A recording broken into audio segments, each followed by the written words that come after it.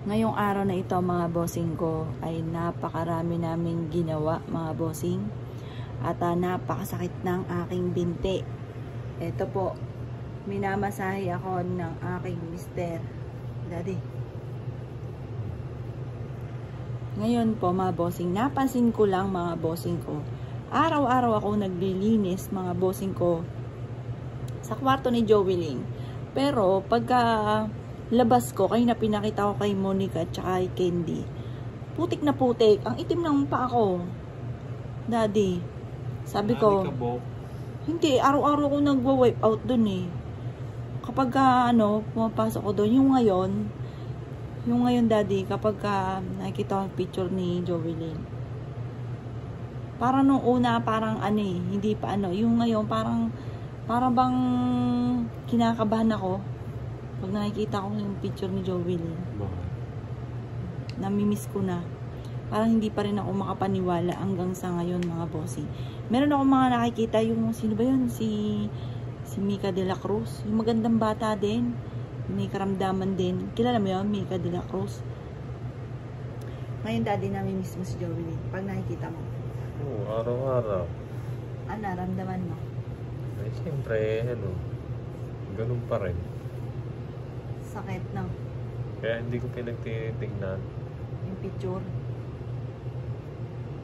Malulungkot ka lang lagi. Eh daddy, hindi naman natin pwedeng kalimutan anak natin yun eh. Alam mo, hindi tayo malungkot. Hindi, kailangan mag-adjust. Nandiyan yung isa ko. Nandiyan nga si Justin. Pero yung hindi mo pwedeng hindi mo pupuntahan, hindi mo. Ako nga po mga bossing ko, laging bumibili pa rin ng kandila at saka sunflower para baka kasi malungkot siya, baka iniisip ng anak ko ngayon ay kinalimutan na siya, anak ko hindi. At yun nga po, mini-maintain ko yung sunflower. Tapos hindi pa lang ako nakakabili nga kasi favorite niya yung sa McDo, aalayan ko lang siya doon, parang good for 1 week. Ganon, bibigyan ko siya ng isang ganon sa McDo, yung ice coffee. Favorite niya po yun. Tapos, pati yung kontis, kahit isang slice lang na maliit, na kontis. Favorite yun ng anak ko. Talagang alam ko po, damandama ko na nandito pa rin po siya.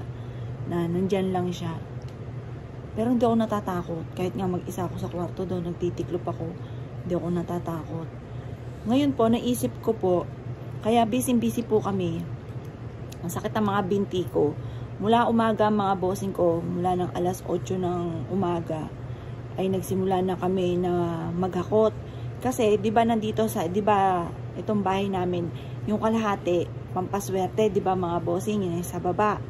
Ngayon, naisip ko, yung bahay ni Joey Ling, kapag po ito ay ganun lagi, na walang tao, ay taas lagi kung binubuksan yung radyo, parang baka tirhan ng mga kung ano-anong espiritu, ganyan.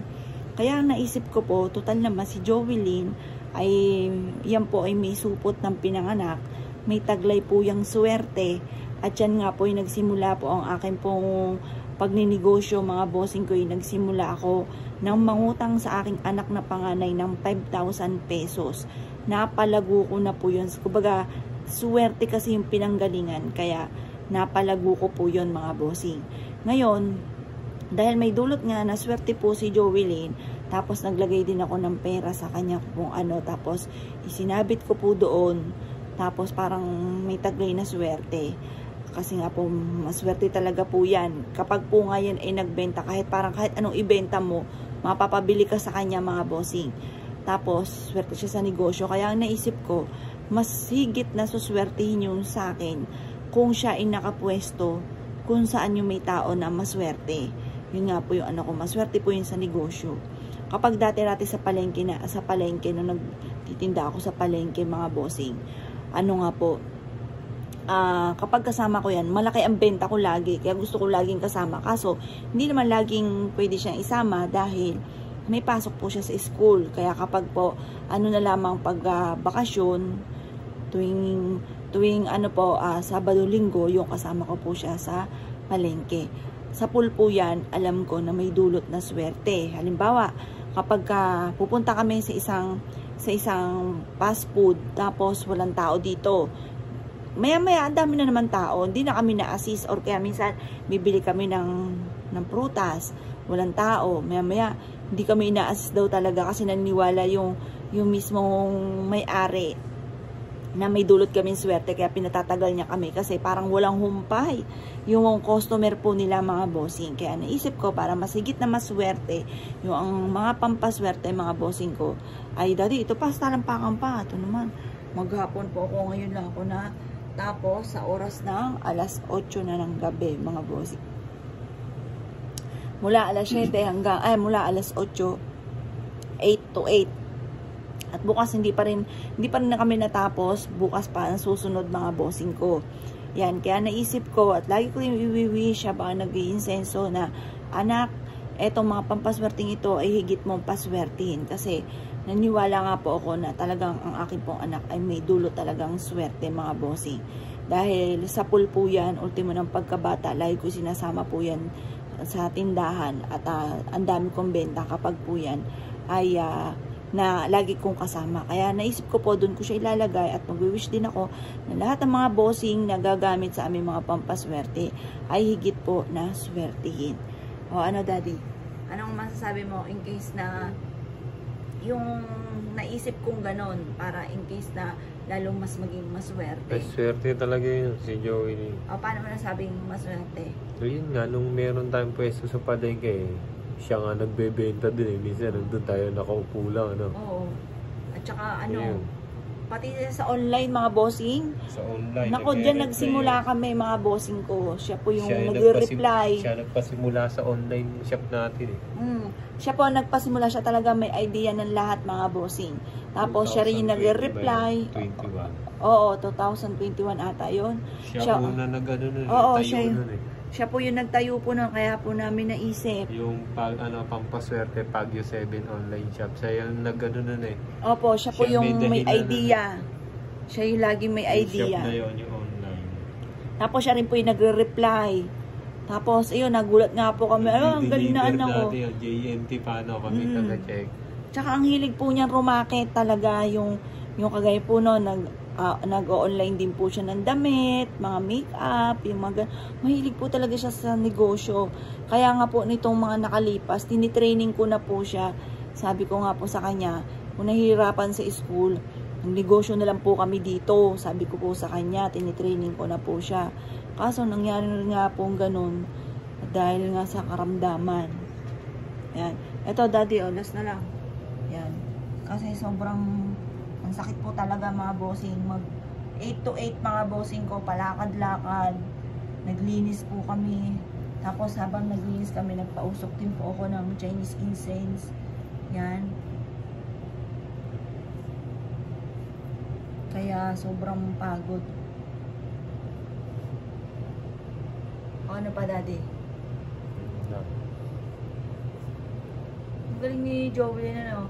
Pati po yung mga Apple Pagyo, pampaswerte, siya po yung mga nagpapangalan lagi. Siya yung tagagawa ng mga email namin. Yung email natin, siya lahat ang gumawa. Siya po lahat ang gumawa nun. Kasi ako naman, di naman ako marunong. Kaya minsan pagka wala na akong tanungan. Kaya pag minsan sasabi ko, anak, paano ba itong gagawin? Pag may mga email na dumating na, hindi natin alam na. Siya po yung taga-ayos namin. Or kaya may gagawin na account. Siya yung, anak, pagawa nga ng bagong account, yung mga ganun. Lahat po kami. Siya, pati yung Justin, kay Daddy. Siya pa nag-isip ng JJMC Pagyo TV, ano? Oo, siya rin na nag-isip nun. Sa Facebook, saka yun sa YouTube. Siya din yun. Siya po yung utak talaga, mga bossing. Kaya bilib na bilib ako dyan, nahanga-hanga ako sa anak ko eh. Sabi ko nga po sa kanya, hindi nagreklamo kahit pagod na, no? Hindi po nagreklamo kahit pagod na. May kusang gising yun. At saka kahit puyat po yun, kasi sabi niya, nag-aaral po siya. Talagang pag-aalam niyang gigising ng maaga, maaga po siya talaga nagising, parang responsable siyang tao. Parang busy na rin, no? Siya po yung, kaya hanga-hanga kami sa anak ko eh, na panganay. Ganoon din naman tong bunso, kasi bata pa po yan eh. Kaya kumbaga, ganyan din si Jowlyn, wala din. Panilaro lang din yan, iPad, ganyan. Lab din niya, Yan naman, lab na lab din ni ate. Yan, at hindi lang... Hindi kinakausap yan. Yun ang mas maraming nabiling laruan kay Justin. Di ba anak? Kahit hindi magsabi yan. Kahit hindi magsabi. Magugulat na lang yan, may iabot na lang sa kanya. Napakabait na bata noon. Tapos yun nga po, noong October 27, hindi lang namin mahanap kung saan itinago ni ate yung laruan. May regalo na talaga si ate, si Jowlyn. Dalawang damit nga, tapos ilang papyon toys, dalawa din, no? Dalawa. Hindi natin malaman kung saan nilagay. Nabili na daw po sabi ng boyfriend niya, sila daw po ang bumili. Hindi ko pa kasi naasikaso yung linisin lahat, kasi ang sabi, hintayin ang maka 40 days, nakalipas ng 40 days, naglilipat naman po kami ng para dito na nag-o-online. Kasi doon po sa highway, kapag nag-online, nadidistract po sila kapag may mga dumadaan. Siyempre, tapos may mga customer, nahihiya-hiya po sila na magsalita, kaya parang patingin-tingin sa labas, hindi makadiretso ng tingin. Inuuna nila yung customer na dumadating. Oo, inuuna nila. Nai-stop po yung sa online, kaya sabi ko ayusin ko dito para tuloy-tuloy yung balik na ulit po dito sila sa pag-online pero bukod po yung sa highway, nandun pa rin po sila sila Race, nandun pa rin.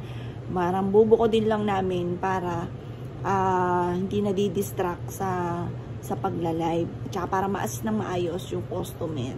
Ayan. Daddy, paalam ka na sa mga bossing. Mga bossing, maraming salamat sa mga suporta nyo. Simula noon at yung pagdarasal nyo sa amin, maraming salamat po mga bossing. Ayan. Sa pa po namin pupuntahan yung result ng aming sa January 5 na po mga bossing, kasi yung darating yung doktor namin. Kasi mahirap din naman magpaano-ano pa sa iba. Binabasa din.